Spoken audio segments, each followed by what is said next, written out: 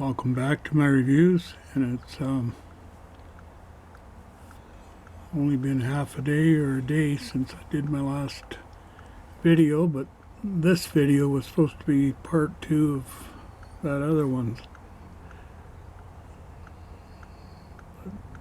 For some reason I deleted all of this content. Couldn't find it anyway, so try again. Over this past winter I did some model kits, 1/76 scale airfix kits. They were a lot of fun to do, and kind of reminded me of my childhood. I used to do a lot of them back then.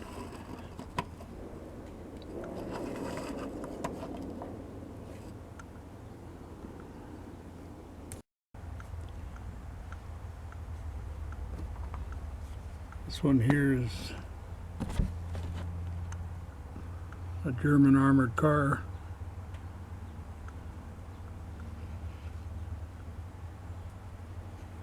You can see it's marked Vintage Classics, which means it's just a remake of, or a reissue of, an earlier kit.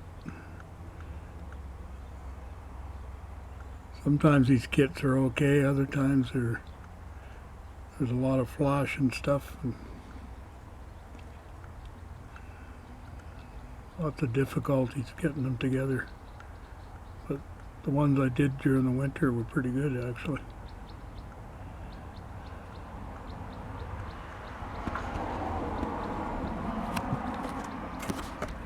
There's a box, the back of the box, colors, camo patterns.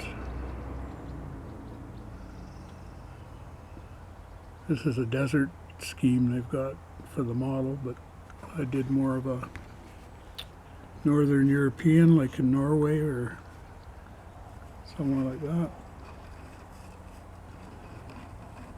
It came with a 3-man crew. Most of the models don't come with any crew, at least the tank models.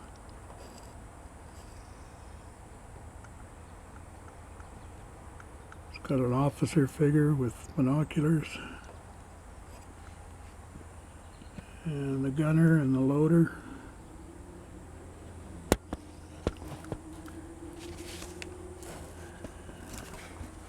On the directions it says this was a normally turreted armored car.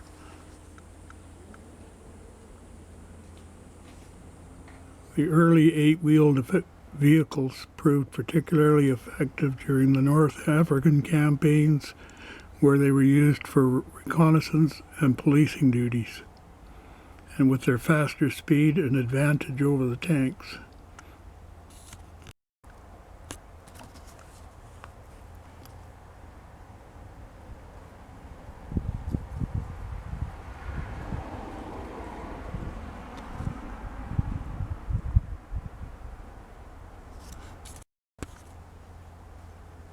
It was decided to mount in them 50mm and later 75mm guns. To accept the heavier armament, the turret was removed, and this effectively making it a self-propelled gun, either a short or long range, or short or long barreled 75mm gun, weighing approximately 10 tons and powered by a 12-cylinder diesel engine, giving a maximum road speed of 50 miles per hour. And it could be driven from either end, having 2 steering wheels. Overall length, including gun, was 19 feet.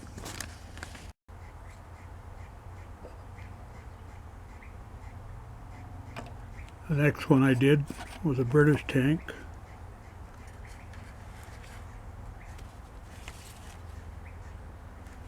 It was a Cromwell.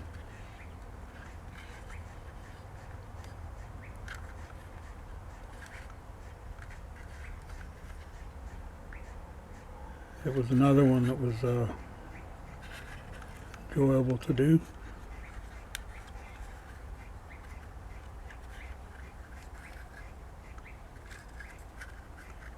Tracks on this one were exceptionally good.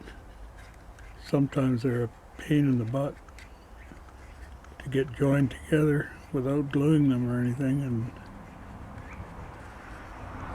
they just don't look right. This one went on nice.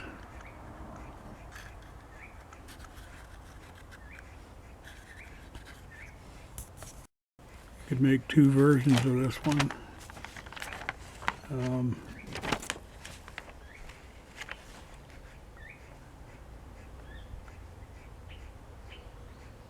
Both in the British Army in Europe, 1944 to 45.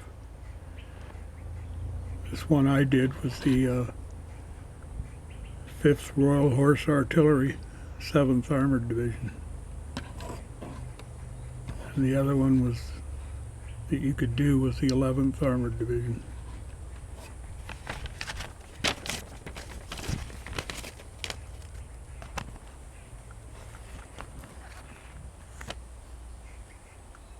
I always like this artwork they put inside. It's really well done.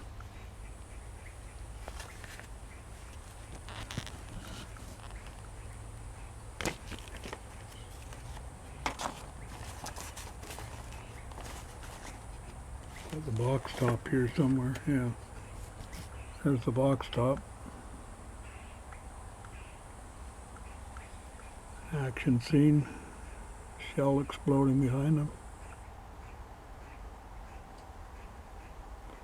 They said these Cromwells were pretty tough little machines and were quick, and they stood up to some punishment, and they could deal it out too.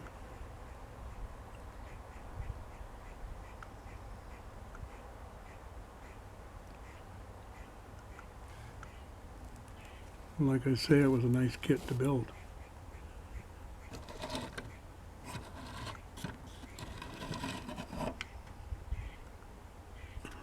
Got the invasion star on the rear end there.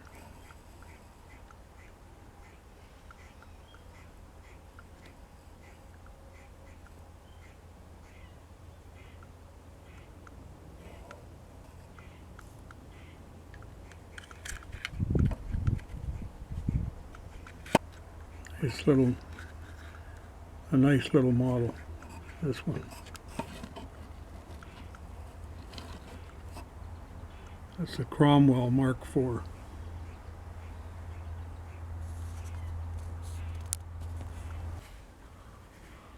Well, the next one I did was the Panzer IV. And this was from an original kit that I had.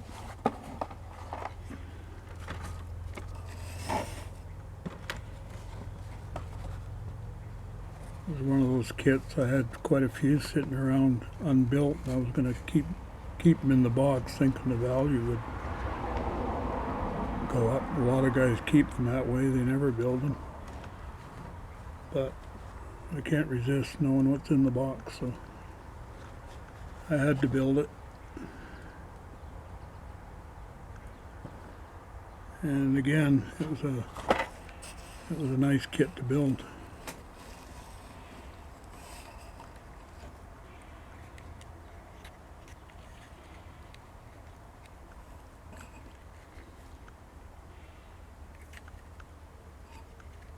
You could build a turret with the hatches open or closed. I built it closed.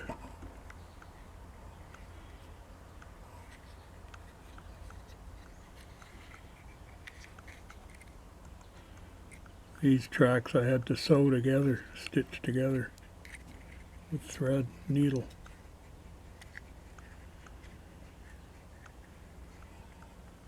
They wouldn't go together the way they were supposed to.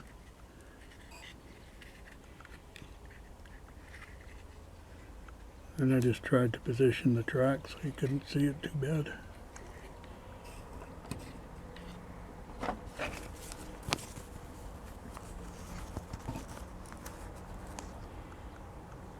The first Panzer IV tanks were produced in 1936, and by the outbreak of the Second War, some 200 were in service.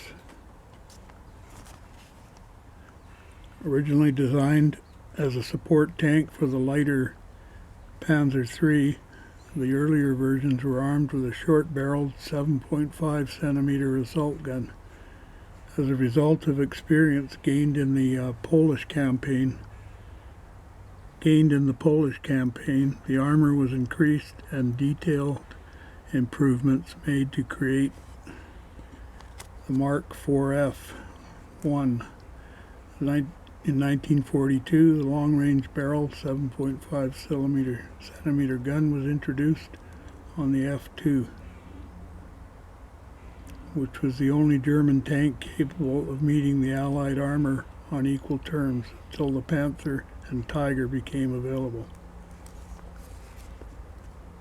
In addition to the 7.5 centimeter gun, the Panzer IV carried two 7.92 millimeter machine guns and had a 300 British horsepower Maybach petrol engine, which gave a maximum road speed of 24 miles per hour.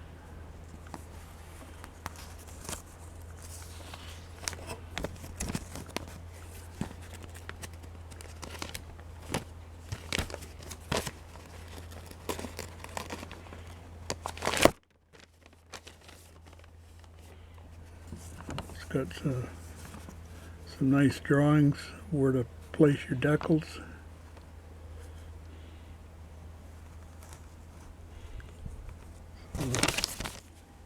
Like I say, it was a nice model to build.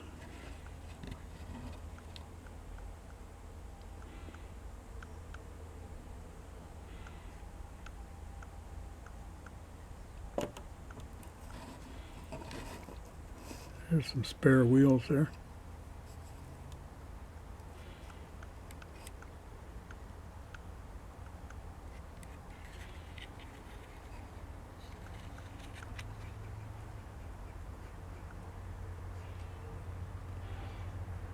There's a machine gun.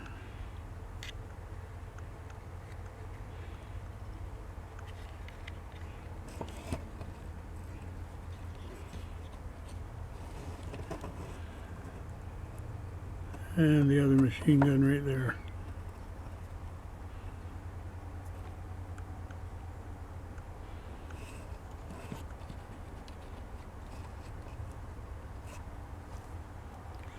Panzer IV by Airfix.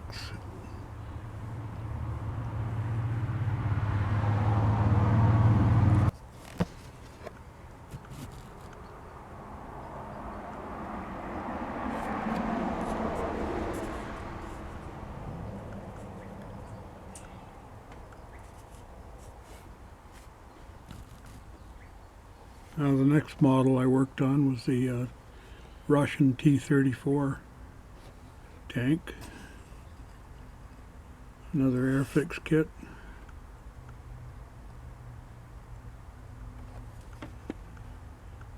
It was a fairly decent kit to build too.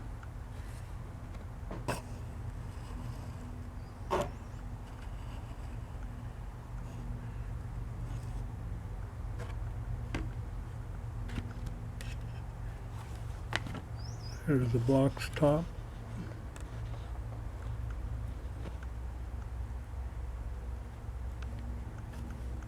Nice action scene.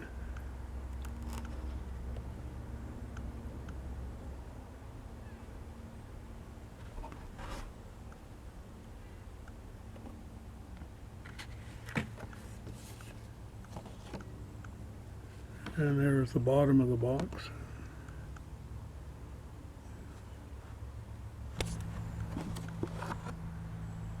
A smaller and a bigger turret you could put on. I put the bigger one on.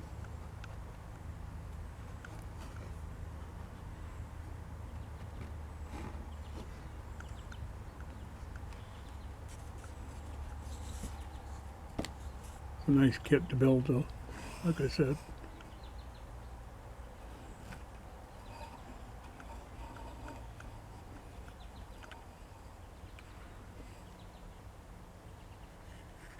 stitch that one up together too.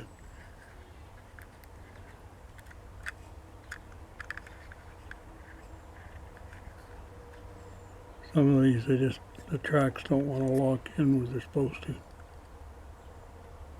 It's like they make it too rubbery, this stuff, and it just, there's no pressure to, there's too much flexibility is the problem.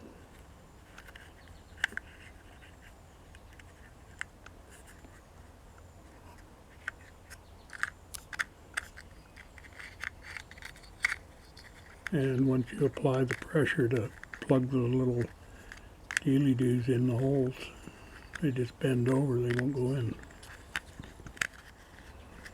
Sort of like this turret.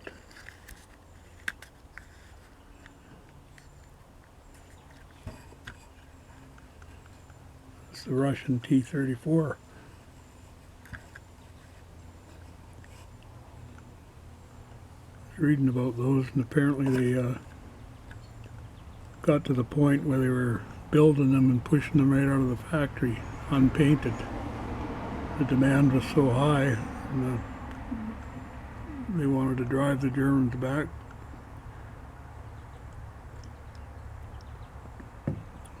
And that helped them do it.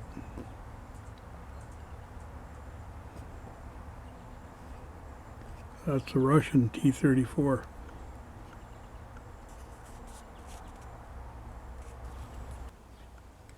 Now, the final one that I built last winter was the German Panther, which is my favorite. It's actually one of the best looking tanks ever, I think.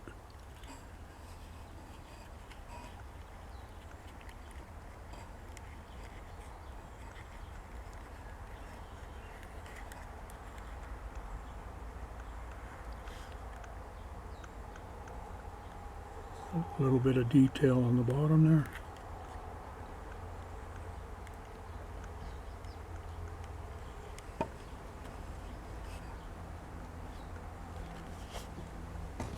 There's the bottom of the box.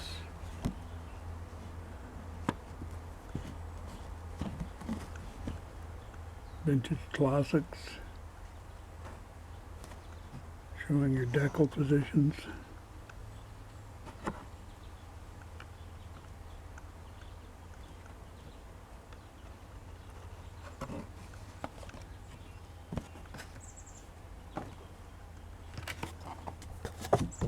And the box top is a nice action scene.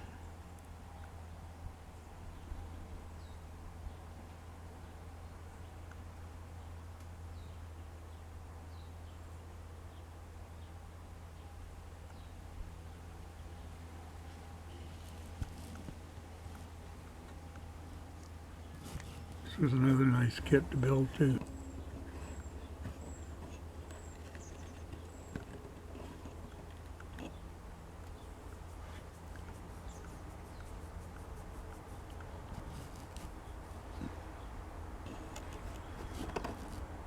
I like that wheel configuration, but I always wondered about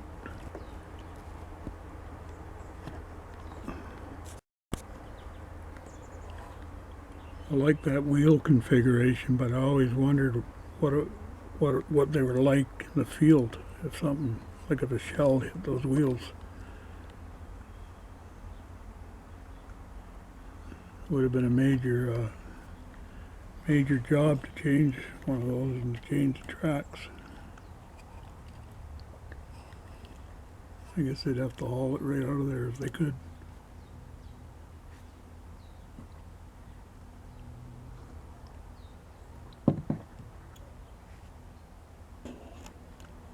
So that was the last one I built in the winter, the last tank.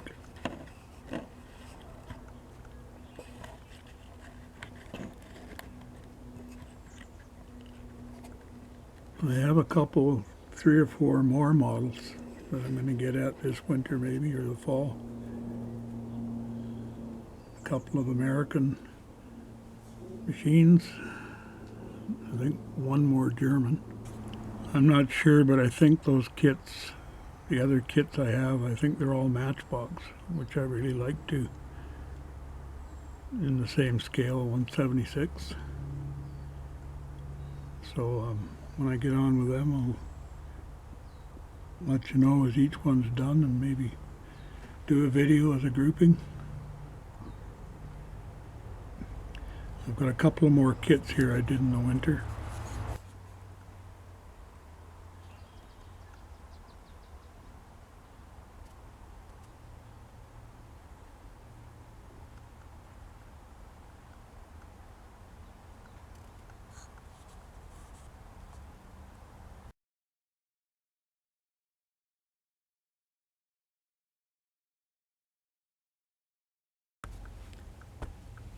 Two other models I built during the winter were aircraft models in 1/48 scale. And one was a Japanese Zero, the other was a Mustang, P-51 Mustang.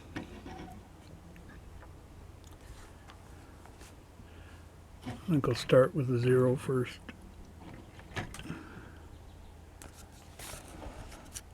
Zero was probably the best known of all Japanese aircraft from World War II. And had a lot of victories earlier on against aircraft that weren't so fast and maneuverable until they started coming up against some Allied fighters, especially the American fighters that had lots of pilot protection and things like self-sealing fuel tanks and all those goodies that saved a lot of lives. But they got an early reputation, and it kind of stuck with them for a long time. Well, this model is from Pegasus, and it's an Easy Snaps. Now the hobby shop where I got the tanks and these aircraft has since closed down. It closed down at Christmas after about 35 years of being in business. But once I got wind that it was closing down I guess it was last spring or the spring before, I made sure I bought some of their better kits as they came in, like German bombers and fighters and those little tanks I showed you earlier on in the video. But I took a chance with this one and the Mustang. They're both Easy Snap models by Pegasus. And surprisingly, they went together quite well. They were pretty fun to build. They didn't come with pilot figures, but all in all, they're not bad models.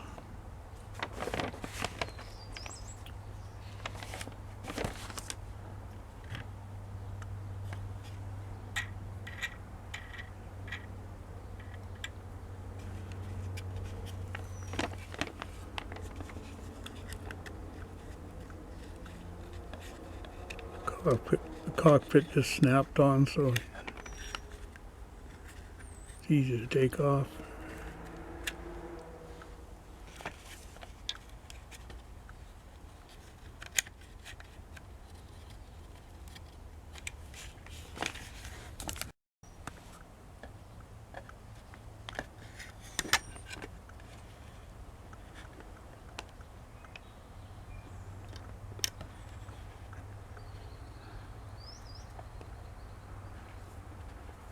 Did a little bit of picking out of the instrument cluster and things like that. But I don't think you can see it too well.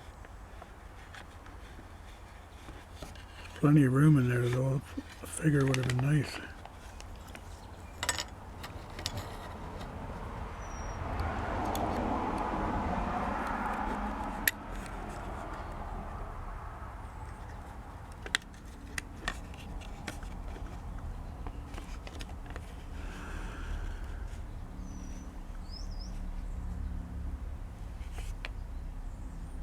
Did the nose black. I did the nose black and then the spinner silver. Carries a drop tank on the bottom.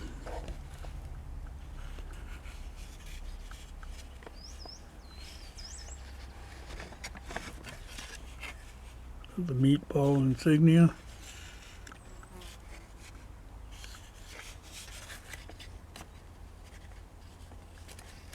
You see it coming apart. Probably use a bit of crazy glue or something.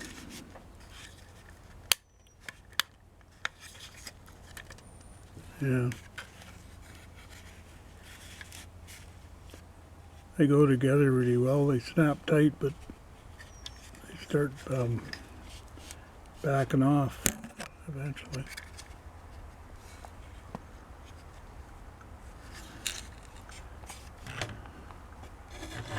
If you don't look too close, they don't look too bad.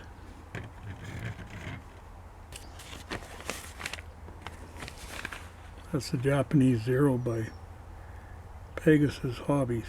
Easy snap model.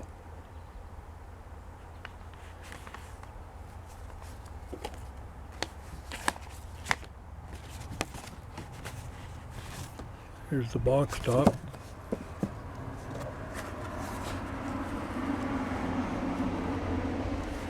Military Museum collection.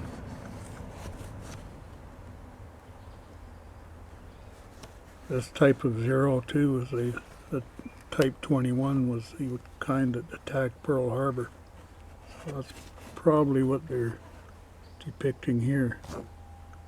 Flyover of Pearl Harbor. Some of the bomb bursts and things.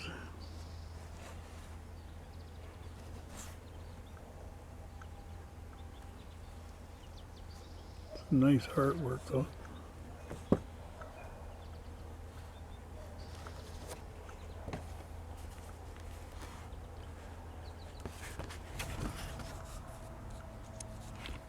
The next kit I've got here is the P-51 Mustang. Just move the Zero out of the way. And they class it as a P-51B on the box.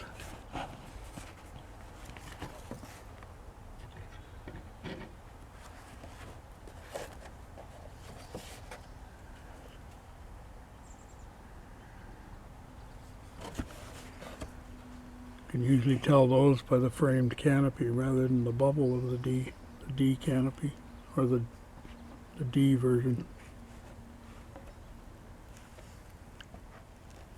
This is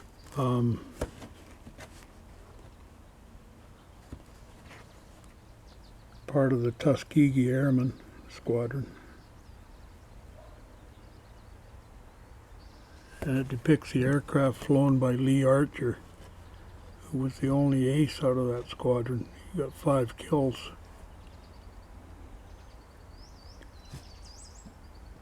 Over Germany.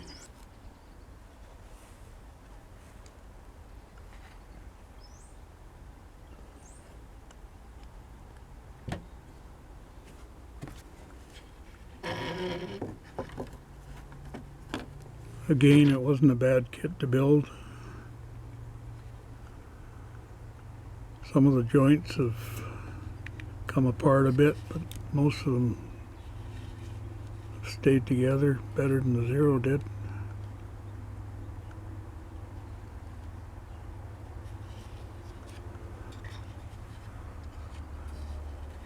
Some nice decals in the kit.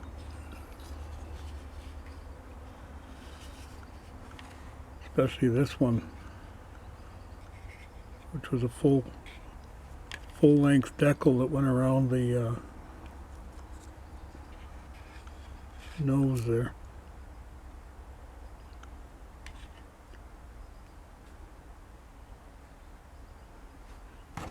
And it showed these stripes, these yellow stripes on the wings in the picture and also in the directions, but there was no nothing for that, so I painted them, masked off, and painted those.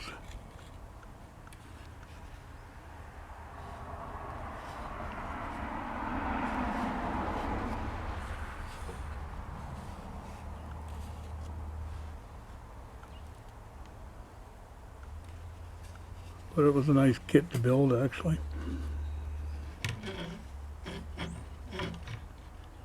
I haven't built a Mustang since I was a kid, I don't think.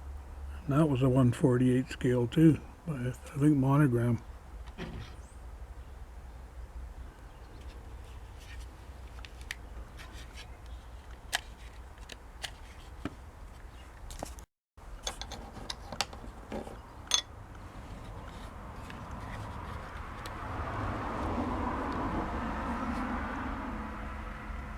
Some of the detail I picked out in there.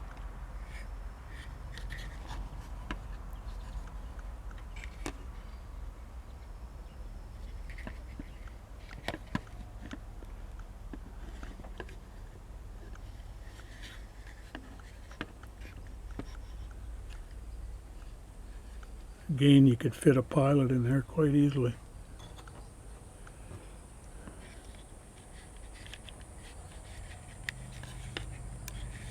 But I guess that would probably up the price of the kit, so which is why they didn't do it.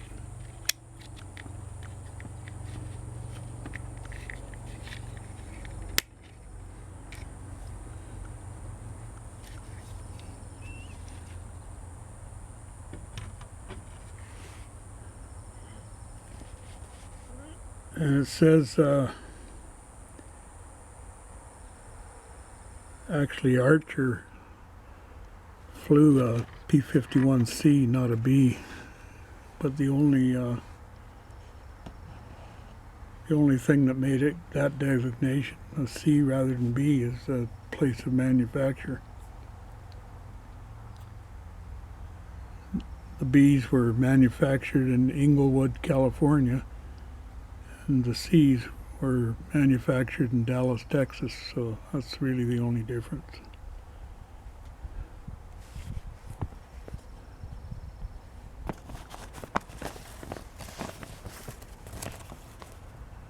Some decal placement and paint colors.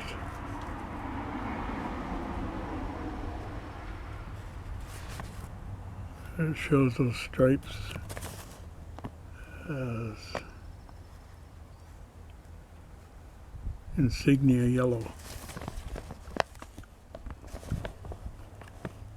I don't know what I used. It was something I had in a spray bomb.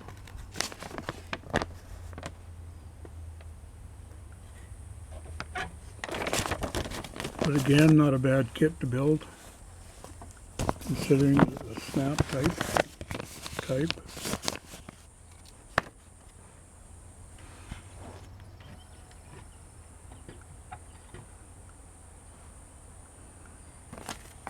So the P-51C Mustang and the Jap Type 21-0.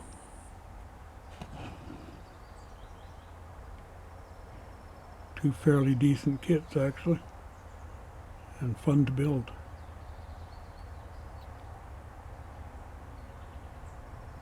So those were my projects for last winter.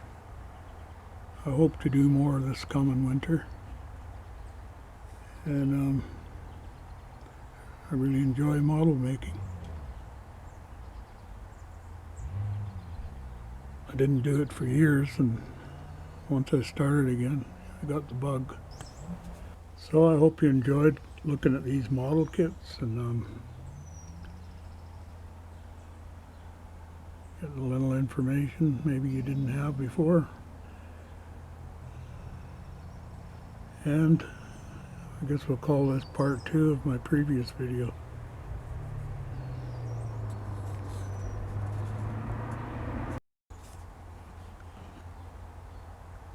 But thanks for watching, and we'll see you next time.